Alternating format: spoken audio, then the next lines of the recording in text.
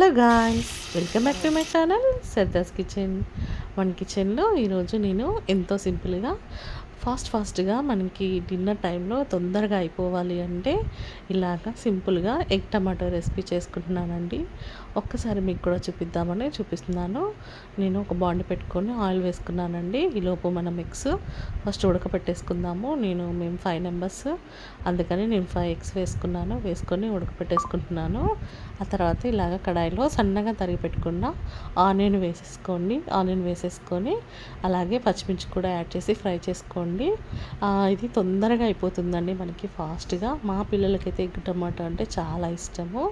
అందుకే నేను ఎక్కువ ఈవినింగ్ టైంలో ఇలా ఎగ్ టమాటా ఆమ్లెట్ వేసి ఇస్తాను, లేకపోతే ఎగ్స్ ఉడకబెట్టి ఇస్తాను. ఇలా చేస్తే పిల్లలు తొందరగా తినేస్తారు.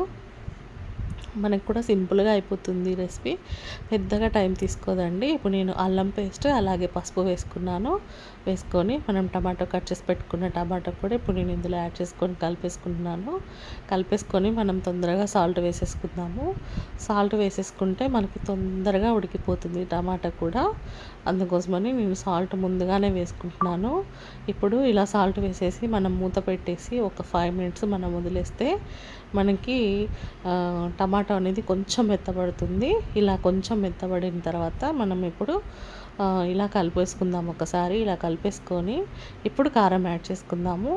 ఎంతో సింపుల్గా ఫాస్ట్గా అయిపోతుందండి ఈ రెసిపీ. ఒకసారి ట్రై చేయండి మీరు కూడా. ఇలాగా పెద్దగా నేను నేర్పించేది ఏం లేదు, నేను చేసేది ఇలా చేసుకున్నానని చెప్తున్నాను అంతేనండి. ఇలాగా ఎగ్ని మనం ఉడకపెట్టేసి పొట్టు తీసి పక్కకు పెట్టేసుకున్నాము. ఇలా కట్ చేసుకొని వేసుకోవడం వల్ల మనకి కర్రీలో ఉన్న మసాలాలు, ఉప్పు, కారం అన్నీ కూడా ఎగ్స్కి పడతాయి. అప్పుడు మనం ఎగ్ తినేటప్పుడు కూడా చప్పగా అనేది అస్సలు ఉండదండి. కొంచెం ధనియాల పౌడరు, కొంచెం కొత్తిమీర యాడ్ చేసుకొని నింపేసుకోవడమే, అంతే అండి. ఎంతో సింపుల్గా ఎంతో టేస్టీగా ఉండే ఎగ్ టమాటో రెడీ అయిపోతుంది.